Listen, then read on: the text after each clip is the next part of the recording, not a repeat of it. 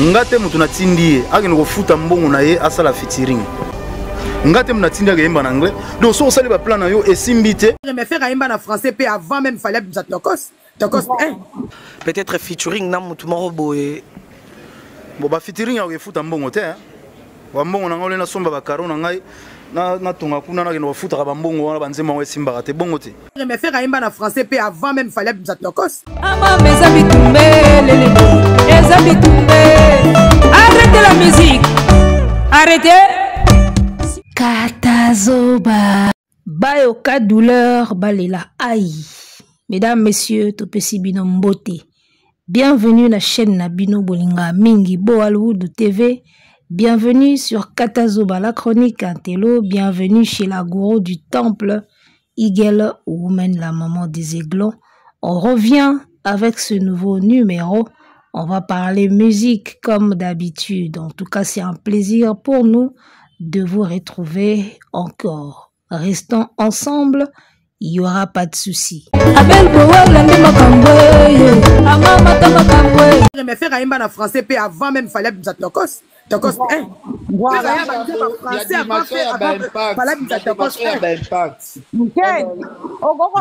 dimension d'impact parce que bino bat bosala nzembo wana mauvaise campagne c'est vous Orolo babongo te est-ce que que faire kaka za artiste liboso o atelemela ka makambo yemba na ba français ke ye maman qui est là s'il te plaît pesa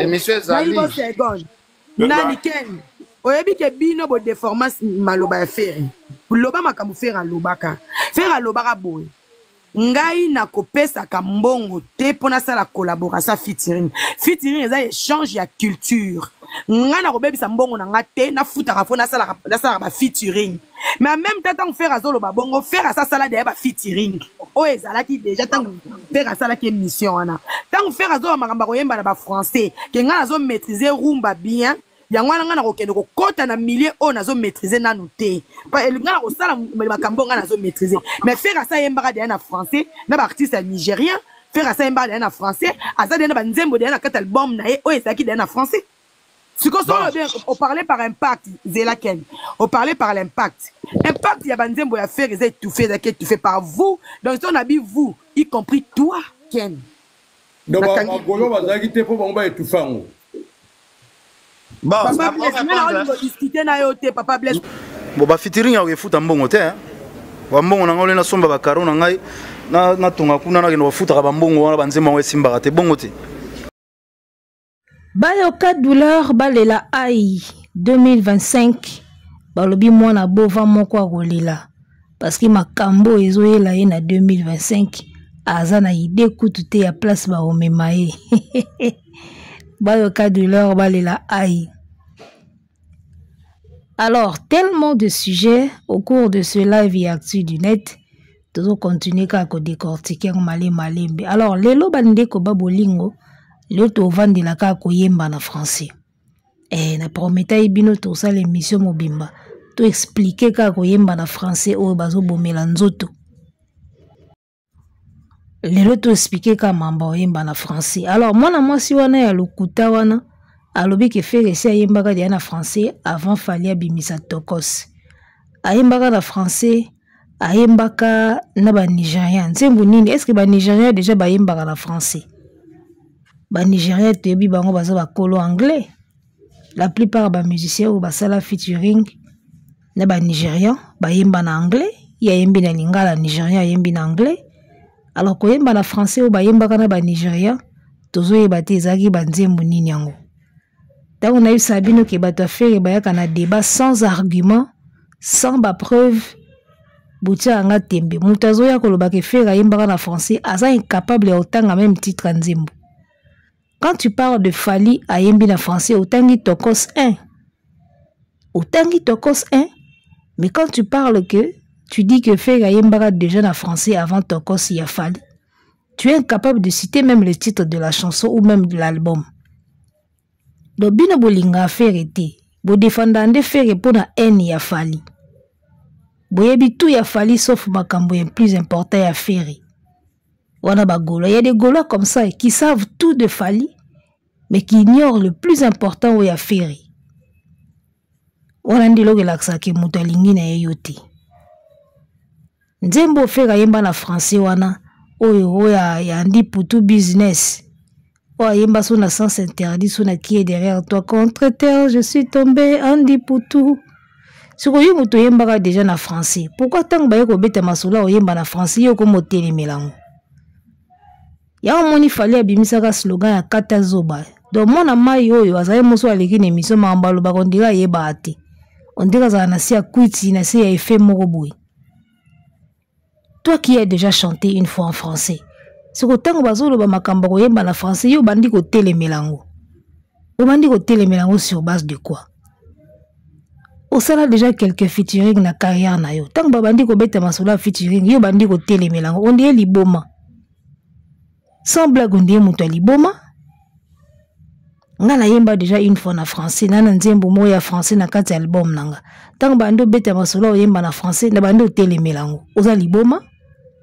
Oso sala featuring déjà na carrière nao.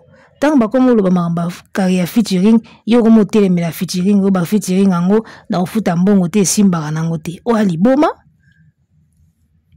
Ya moni ba bimisi ya bino slogan ya kata zoba parce que on ne comprend rien de ce que tu parles, de ce que tu dis. Soko leki ne miso zo ba makambu, tozo ba te mutu eza wapi makolo eza wapi kisuka eza wapi. O se mélange kaka yo moko. O lo ba bilobela tout n'importe quoi. Mama kamba o yango yo yembi na français mais ozo boya ko yemba na français o yemba na osala featuring mozo telemela featuring sifuza aliboma on a ba symptômes ya ozafu ya ba symptômes mutu eza e bouja. Donc bref ngate mtu na tindi afuta mbongo na ye ayemba featuring, ngate mtu na tindi ayemba na anglais soko yembi banzembo na yo esimbite o ba featuring ya kefuta mbongo te banzembo ngo esimba na ngote. Donc pour faire banzembo ba featuring esimba te. Alobi yango bien. Mbongo na ngoli na somba ba karo na tonga kuna na kesa ba featuring banzembo ngo esimba na ngote. Donc pour na ye featuring esimba te. Si vous avez un tucheze, parmi les nzembo nyonso oyo asala na vie, tucheze ememela ye moi quelque chose ya muke. Tucheze fungola ye moi eloko moko muke na carrière na ye. Banzembo bango simba na ngote. Donc, au moni Fereko, Fereka pessimiste moko na musique ya osakana te. C'est Fally qui est venu montrer à Ferry que beaucoup de choses peuvent marcher. Ndebo mona bovana. Asa maman na pessimiste. Lui, il a été pessimiste dès le début de sa carrière. Asa maman na pessimiste. Pona iya bando mona mambebele na musique etikala ko simba te. Lelo siko Fally alakisa ba onkeli ego simba lelo ekoma o simba. Et na chanteuse moko alegaka na TV alobaka ba congolaise oka yembi na français simba na ngoti. Lelo Fally alakisa bino ke congolais ko yemba français pe simbi. Lelo bozo mona autre chose avec Fally. O banzembo ngo français simba te Fally ayembi na français pi banzembo simba. Asala album na français ezwa disque de simba. Donc place au bino bozaye ko croire te Fally aya la kisa bino que ça peut marcher et ça a marché. Fait ça maman na pessimiste na ko sabino il y a beaucoup de choses na musique au fait andimaka te ke simba yindinga zawana. Andima te ke simba lilo ndenga mona ngo koma o simba kamwaka. Mna yemo kwa kamwaka me simba ndeni. Eloko mutuka mutasimbisa rango. Donc bref, tokota maintenant dans le vif de notre sujet, on va parler de chanter en français. Moi na mwasi wana azolo ba ke faire esi ayembaka déjà na français avant Fally asala tokos. Ken Piana ayebisi ko yemba na français ya impact. Fally ka mutasali yango. Eza maman na preuve parce que tant mutu déjà yemo kwa zolo bake mbongo na ngana ke futa ba featuring olena ke yemba ba mbanzemba ngo simba na ngoti. C'est que yemo kwa conscient ki ayemba na français asala featuring e simba te. Tiko o ezo simba eza ya nani? Eza ya mutu mususu, eza ya ye Ferry te. Po yemo kwa zo reconnaître que ya ye simba te. Oko yemba na français.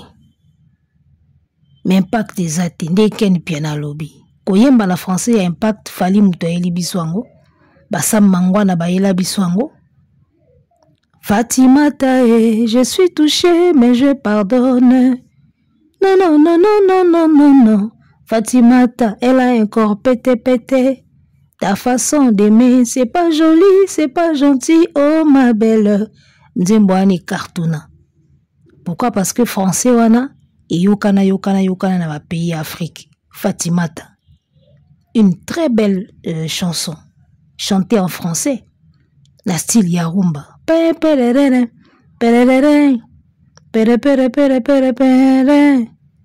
façon d'aimer, c'est pas gentil. Donc voilà, ba musicien oyo ba yemba banzembo na français Simba Baza. Et puis Fali a épé ko continuer ko simbi sango lisusu makasi au point d'en obtenir même un disque d'or.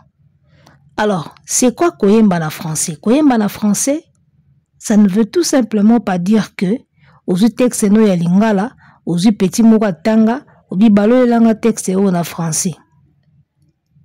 Ba komela ki nzembo ya Adolphe Muteba Chilamwina, yo bandimba moko traduire en français.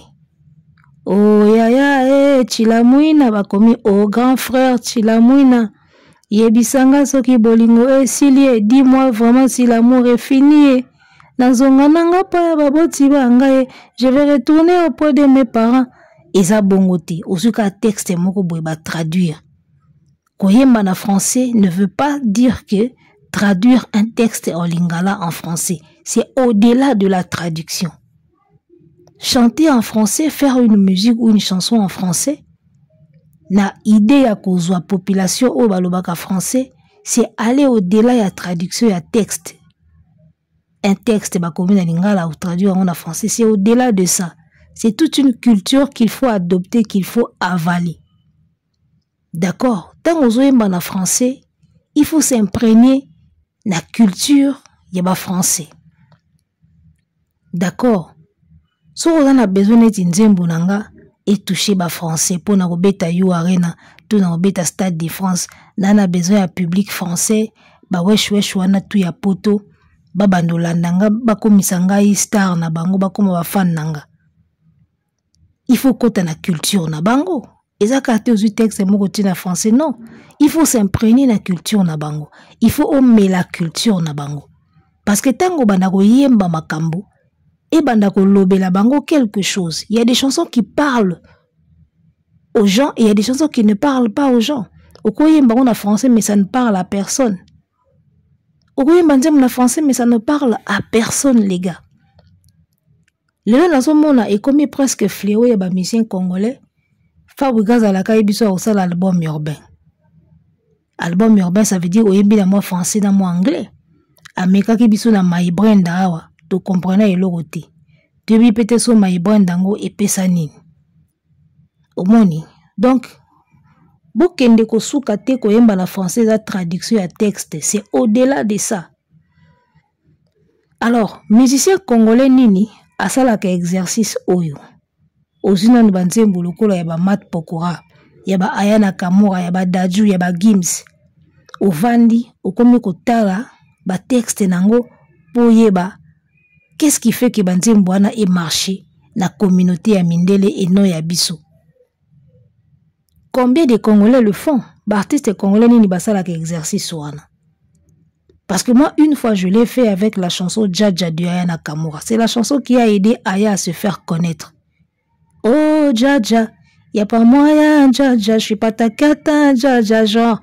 En kachana, baby, tu dettes ça. Je me souviens avant dans une lyrics, il y a Dja, dans autre talango. Mais qu'est-ce qui a fait que la chanson Dja puisse marcher à ce point? Parce que il faut reconnaître que Aya Nakamura Lelo, c'est l'artiste la plus populaire en France. Moi si. Après, ba Gims, ba Nini. Côté féminin, c'est Aya qui tient le flambeau, au fait. La preuve, c'est elle qui a fait l'ouverture des Jeux Olympiques. Pourquoi on l'a choisi, elle? Parce qu'elle a les records qu'il faut. Aya Nakamura a les records qu'il faut. La France, actuellement, c'est elle. Il n'y en a pas deux. D'accord? Et qu'est-ce qui a fait que Dja et cartonné à ce point. Alors j'ai étudié le lyrics, Nathalie texte nango, contexte, sujet abordé na nzembo wana. Tu vois que ça ne peut que parler aux jeunes. Yeba wesh wesh wana ba wana poto. Hello papi, mais qu'est pas ça? J'entends des bails trop sur moi. À ce qui paraît, je te cours après. Ça va pas, mais t'es taré, oh ouais. Mais comment ça, le monde? Aux une langage. Elle a utilisé plus le argot, je crois. A utilisé plus argot, langage à ma jeune. Tu pars sur moi, il y a R, c'est-à-dire il n'y a rien. Déjà, le langage, il y a un code, il y a un jeune. Alors déjà, le langage qu'elle a utilisé dans cette chanson est un langage qui doit forcément parler aux jeunes. Bah wesh wesh wana ya poto. Ça doit leur parler. Et c'est eux qui consomment le plus de niveau ba France wana. Ba na wana ndi ba consommer ba star. Ba wesh wesh wana. Donc il a fait une chanson taillée sur mesure pour na ba wesh et ça a pris. Ça a pris. Il y a un langage na bango, et ça na ba contexte na bango. Tu vois, tu joues le grand frère pour me salir. À ce qui paraît, je te cours après. Au moins, là, il y a un thème qui est intéressant. Donc, Azwa qui vraiment bango na moral, Azwa bango na marambutu. Ça ne pouvait que marcher cette chanson-là, Djadja. Alors, c'est presque pareil avec toutes les chansons de Aya Nakamura. Azaka toujours na ba code yaba jeune wana. Elle reste toujours na kate ba code yaba jeune wana yaba wesh wesh. Atika la toujours na sujet na bango, ala toujours na ba code na bango, abimagate na ba code na bango. C'est ça son public au fait. À un moment l'artiste il faut aussi yaba ka public cible na yo ezanani. Il faut yaba public cible na yo yo koza tozo yemba no ka tika na yemba kaka. Il faut yaba ka public cible na yo ezanani. Quand tu écoutes les chansons de Aya, tu sens que son public cible ils a penza ba wesh wesh o ya François na. Otali ba langage à utiliser, otali ba thème na yi, otali ndenge même zemba les copines. Ah ouais mes copines. Tu veux la plus bonne de mes copines. Ça c'est vraiment les wesh wesh les gars. Ça ne peut que cartonner. Donc Aya soka komi lelo Aya o yaza na France, c'est pas du hasard. Elle a trouvé la recette qui marche et c'est ça qu'il faut trouver. Koyemba na français zaka te bazu texte moko ya tilamu na ba traduire na français et ça la recette wana il faut savoir quel sujet nini oye ko lobela ba wesh wesh wana qu'est-ce qui va parler au français, qu'est-ce qui parle au français, qu'est-ce qui parle au belge, thème nini oye ko lobela bango quelque chose, thème nini oye ko brancher ba wesh wesh. C'est ça au fait. Quand les dadju chantent les Gims, tu sens qu'ils sont toujours na kata logique wana. Je t'attends comme si tu allais rentrer, tu vas me manquer. Ça parle au français, ça parle au belge. Il y a un moment à Gims, na podium, tala mindele bele bagoya. C'est un noir, il a vécu en France, il a eu la culture yabango, ayebelo onini akoyemba pour que ça parle au français et que ça parle au belge et au reste du monde. C'est ça qu'il faut trouver. Tozui mutunabiso stromae. Tango yaki wa, ute papa ute, ute papa ute ute. Déjà, c'est quoi le thème? Où t'es papa? Dis-moi où es-tu papa? Ah sacré papa, dis-moi où es-tu caché? Combien il y a des femmes seules qui élèvent seules leurs enfants dans la France où les papas sont pas présents? Ça, c'est un thème qui ne devait que parler au français, les gars. C'est un sujet qui ne devait que parler au français. Là où il dit tout le monde sait comment on fait des bébés, mais personne ne sait comment on fait des papas. Ça encore, c'est de l'ironie et c'est bien. Donc, une chanson comme Papa Outé, ça ne pouvait que parler aux Français et aux Belges et j'en passe. Parce que le thème est là, le rythme est là, les phrases, les mots sont là, le langage est là, tout y est. C'est ça qu'on dit chanter en français, les gars. Et ça, tu as vu texte, non, bakumana lingala, balola on a français pour te côté en France. Au côté en France, bon, la culture d'abord. Il faut aussi, musiciens congolais, s'intégrer. Les Congolais ont du mal avec l'intégration. Ça, c'est un pire défaut. Combien encore nos musiciens? Faire une carrière yabanzemba français, koyemba musique world ou musique internationale, ça nécessite une bonne intégration. Un artiste doit intégrer, s'intégrer plutôt. Au meli culture yaba français, au kotina culture nabango, au lati culture nabango, bongo nde okoyeba kosala banzembo ya français oyo ko intéressé pe bango. Oyemba la français est intéressé par la français parce que ça ne leur parle pas. Tu parles de quoi? Quel sujet? Le choix du sujet, le choix du thème, c'est important. La mélodie, le rythme, les mots, les phrases que tu choisis. Tout ça, ça compte. Et c'est tout un travail, les gars. Isakatola lolam qui veut contre terre, je suis tombé Andy Poutou. Eh, maman, c'est tout un travail. Il faut de l'intégration. Donc, il faut maintenant s'intégrer dans la culture française ou bien la culture belge pour pouvoir faire des chansons dans la langue na bango ou eko parler bango. C'est tout un travail. Il y a des choses qu'il faut comprendre, il y a des codes qu'il faut comprendre. Autant que comprendre bango toko yemba na ba français aussi si dictionnaire mobimba mutayoka ngo na France pe azate. D'accord, il faut des choses où eko brancher bango. Ayana Kamura le fait bien. D'accord. Formidable. Formidable. Je suis célibataire depuis hier, putain, je peux pas faire d'enfant et bon, c'est pas, reviens, 5 minutes, quoi. Ça ne peut que parler au français, les gars. Me réveiller hier, j'étais formidable. Ça ne peut que parler au français. Et un beaucoup kakolangotin. D'accord. Et moi, j'aimerais voir des artistes congolais qui rêvent de chanter en français, comme on a un niveau d'intégration. Il y a une intégration, il y a une traduire texte. Ça ne se limite pas là. Il y a une intégration. D'accord. Et là, je pense que même Fali, qui fait déjà un pas dans le français, mais je crois que Fali a continué dans le code bien. Et à côté dans le code bien. Il faut s'imprégner dans la carte, à côté dans la culture na bango. Jour au salango, vous remarquez que banzembo musu ya Fali et bandako cartonné na ba France na niveau mo ya kindoki. À côté dans le pena bien té, azoya na bien. Akende sur le bon chemin, mais il ne s'est pas encore imprégné dans la code, dans la culture na bango bien. Parce qu'il y a encore des thèmes qu'il faut toucher ou qu'il faut aborder. Ou maman a succès,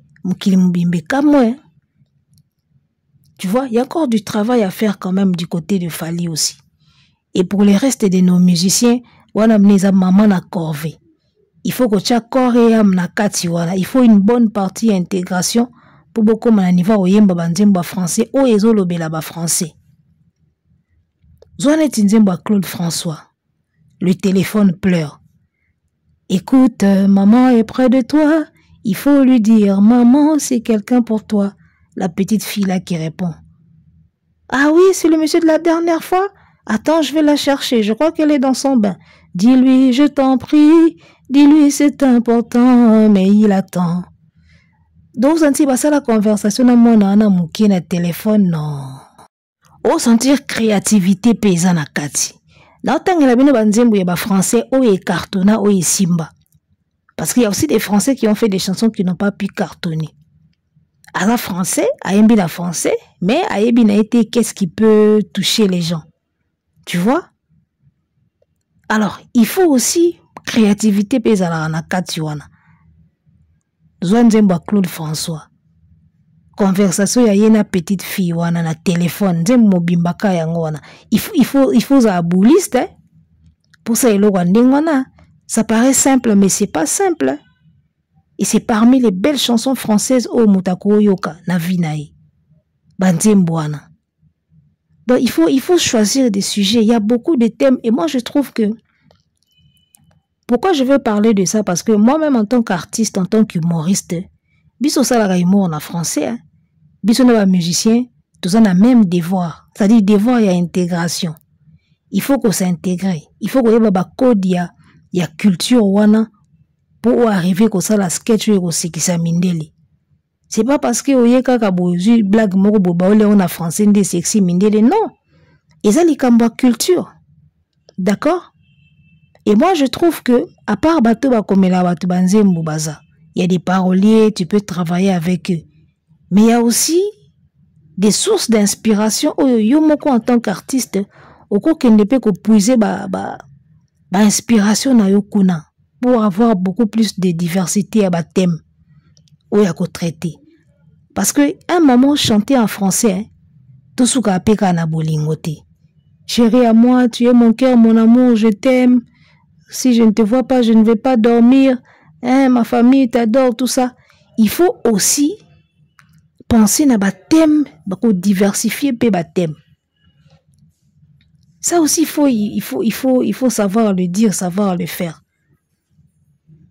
Alors, moi je trouve qu'il y a des endroits où on peut aller puiser des inspirations. Pour Nangaï, une bonne partie d'intégration quand tu n'es pas installé en France. Les artistes na biso mingi bavanda na bango na ba Congo. À que France moi 2 semaines, moi 3 semaines, 2 jours, 3 jours à Zongi. Tu vois? Alors si tu ne résides pas en France ni en Belgique, une bonne façon de s'intégrer spirituellement est à travers des émissions. C'est ce que moi je fais. Je regarde beaucoup des émissions. Yeba mindele wana pona koyeba, c'est à travers les émissions que tu vas comprendre comment ils réfléchissent. Qu'est-ce qu'ils pensent des autres, des uns des autres? Qu'est-ce qu'ils pensent du monde, de l'argent? Qu'est-ce qu'ils pensent de la vie? Tu vois, à travers des émissions de Goye, comprendre, ndeba réfléchissaka, ndeba mona makambo, elo ni neza grave, pas na bango ni neza grave te. À partir de là, tu peux trouver des choses à dire. Alors moi, j'ai quelques émissions dans l'Axabino Awa, là où je vais trouver mes inspirations pour mes sketchs, pour des trucs. Et ça, ben, émission Oyo. Premièrement, ça commence aujourd'hui avec Faustine Bollaert. Je ne sais pas si vous avez le temps de suivre. Ça commence aujourd'hui avec Faustine. Après, il y a Je t'aime, etc. Avec Daphné, Berky, quelque chose comme ça. C'est-à-dire qu'il y a des émissions comme ça. Quand tu as l'habitude de suivre ces émissions-là, tu arrives à comprendre un peu les Blancs, comment est-ce qu'ils sont, comment est-ce qu'ils fonctionnent. Tu vois? C'est des émissions qui te permettent de t'intégrer de loin. Au moni, oso s'intégrer de loin. Ba émission parce que balobela ba thème ébélé, balobela ba sujet ébélé oyo, il y a société, il y a bangu kuna. Tu vois, et moi je pense que un humoriste ou un chanteur kota la ba émission ya boye, ils sont très bénéfiques parce que ça peut te donner des pistes ya koyeba sur quoi tu peux écrire. Ils ont des thèmes énormes. Moi, bah, émission où on a talaraou. Bah, exploitaka ba thème tout, tout, y a tout. Tout ce qui se passe dans la société, na ba monde, na ba mboka, na ba ngoya ba mindele kuna. Ils exploitent tous les sujets. Alors, tout y est. Rien qu'en regardant ces émissions-là, tu peux trouver des idées, il y a au coma soit basket, soit banzembu. Par exemple, là, on parle de coup de foudre à plus de 40 ans d'âge. Ça peut te faire un sujet d'une chanson, hein, à la française. Hein. Oyembi pena coup de foudre à plus de 40 ans. Biso a tout le monde en logoté, mais pas mindele na culture na bango. Ça leur dit des choses, ça leur parle. Donc si tu fais un sketch sur ça, ou tu écris une chanson sur ça, yeba ki bako capter ango. Parce que pas na bango na culture na bango elobela bango. Tu vois un peu, yango na batunso monaka ah. Mais aïmbara makambo boy simple mais ndeni na cartona makasa za na succès. Mais makambo simple wana nde yango siko eza na ba code ya ba mindele wana. So bazo capter yango bien, bazo kiffer la chanson. Tu vois un peu. Alors tout ce travail là, ils ont un corvée et un véritable corvée pour les artistes nabiso congolais qui ont du mal à s'intégrer. De la même façon, les Congolais ont un problème d'intégration, même si ça a 20 ans, 10 ans à poto. Ndenge moko pekaka, les musiciens congolais nabiso, ils ont du mal à s'intégrer. Même ne fût-ce que la culture ya baninga. Pour comprendre les cas que la culture na bango makambo kinda nini, bango bamona makambo nini. Moi je dis une chose, hein, demain ou après-demain, so bomoni pena bel bo wala zui avion, à Kitty France, à Kitty Belgique. Ake ko prester na festival moko na Belgique to na France wana ko kamwate so moninga na telemi na scène na oloba mindele belé ba okata na osika. C'est parce que naebi ko infiltrer bango, naeba déjà ko sonder ko kota na ba code na bango na culture na bango à travers ba émission. Moi je regarde beaucoup des émissions ba mindele ça commence aujourd'hui, je t'aime etc. Émission ya c'est mon choix, il y a beaucoup de thèmes qu'on traite na ba émission wana tu n'as pas idée. Émission lokola ba Cyril Hanouna. C'est là où tu peux comprendre ndeni mindele ba réfléchissaka ndeni ni ba kendaka na makambo. Ça va t'aider à kokoma ba sketch na ya kokoma ba nzembo. Combien de musiciens font cet artiste-là, même quand humoristes, combien d'humoristes font cet exercice-là? Baza combien basa la ba exercice wana? Tala neti émission parmi ba émission et markanga na émission ya je t'aime etc. Parmi ba sujet et markanga ba commune chagrin d'amour à l'enfance. Chagrin d'amour à l'enfance. C'est-à-dire une émission où balakisa petite fille moko ya 10 ans na moi garçon moko moi garçonnet moko ya 10 ans na fillette moko ya 10 ans batanga école moko baza ba amoureux. Tu vois, pas na biso awa peut-être ils ont raté, mais la culture na bango kuna, c'est des trucs concrets, c'est faisable. Tu vois, ça c'est des sujets à traiter. Nga kutu na komi lango déjà sketch. Na sketch mo na sala sur et sujet o. Un artiste musicien ou alinga ba bandemba français qui peuvent parler au français. Tu peux chanter ba sujet à boy. Chagrin d'amour à l'enfance. Ça c'est des choses à chanter. Oyembiango avec un bon français, mélodie bon ya kitoko, ça va parler aux Français les gars. Forcément ça va leur parler. Tu vois un enfant de 10 ans qui dit à sa maman c'est mon amoureux, un tel c'est mon amoureux. Au moins il va plus ba bisous. Tu vois ça a l'air marrant et on me connaît tes ba jeune tes c'est ça mais ça va réalité, tu vois. Et ça on peut mettre ça dans des chansons. On peut chanter des sujets comme ça ou on peut mettre ça dans des sketchs. Ça va très bien marcher devant le public. Wana yaba mindele o bozo luka wana bokende ko beta liboso na bango. Lelo omona ka bangulwa basangani na émission faire egola zoyemba mindele batondi wana. Mais batondi wana batondi na quelle occasion bazo yoka nini ba comprendre nini. La carrière na mobimba na nosala nzembo moko te. Na thème moko oyo lobela ba français quelque chose. Toi tu penses que ta monde la téléménine. Il faut savoir faire les choses hein les gars. Et anelo moko za réalité musique.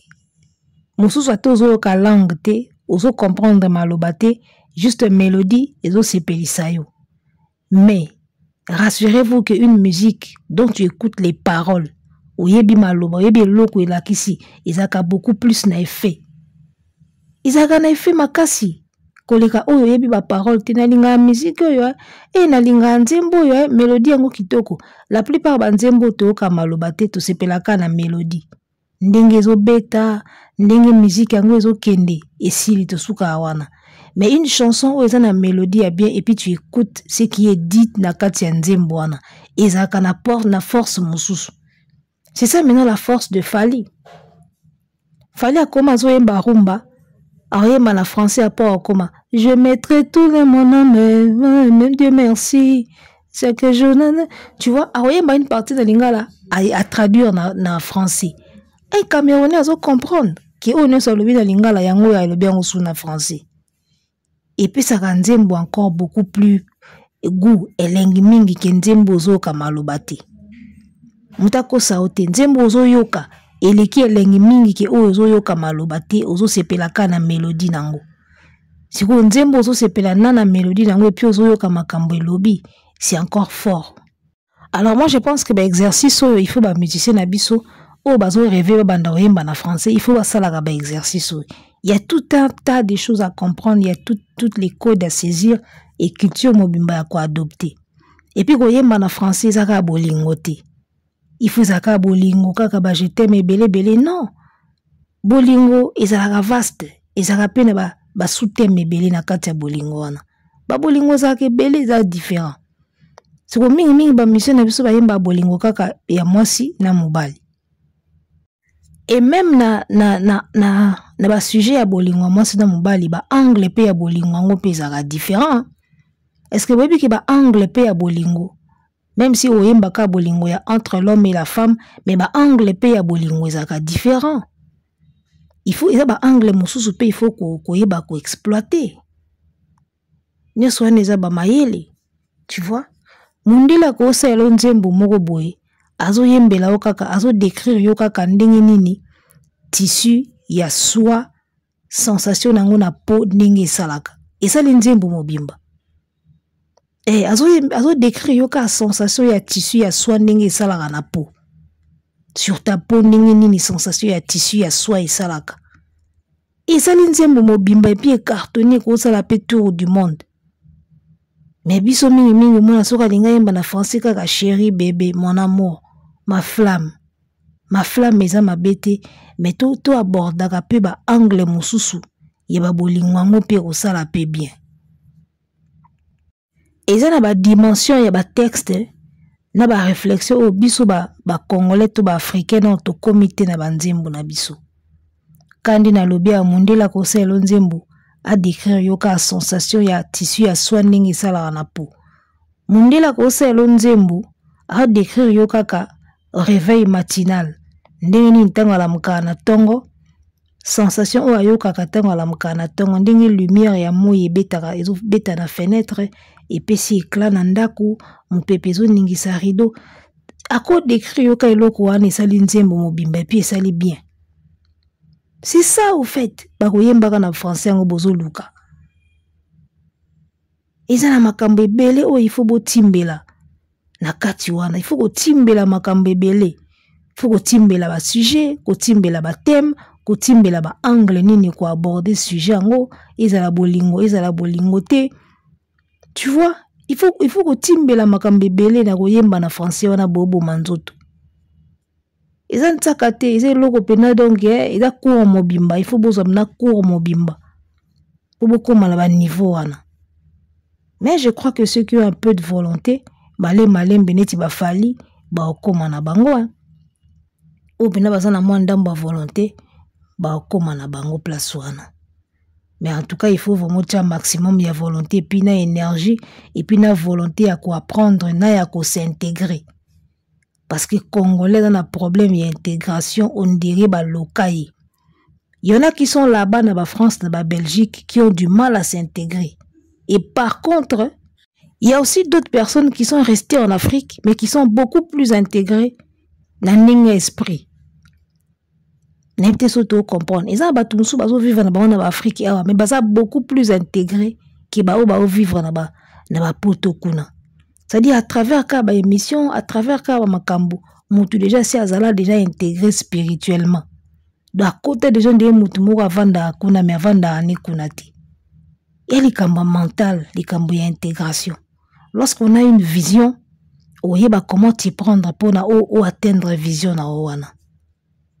Omoni. Donc voilà, je pense que tokosuka awa et boye bisabato bato kana koyemba na français que koyemba na français ça va au-delà de traduction ya texte. Aujourd'hui texte boko ya Adolphe Muteba Chilamuna bolingo na ngai mon amour nayake pa na bino ozalaki te j'étais venu chez toi tu n'étais pas là te ezaka te ko baloli texte moko ya lingala na français eza culture mobimba oyo il faut yekola boye bisabango ndingwana ya mona ba oyemba me ele kaka wa muta okipengo azati. Donc voilà. Arrêtez la musique. Arrêtez quoi?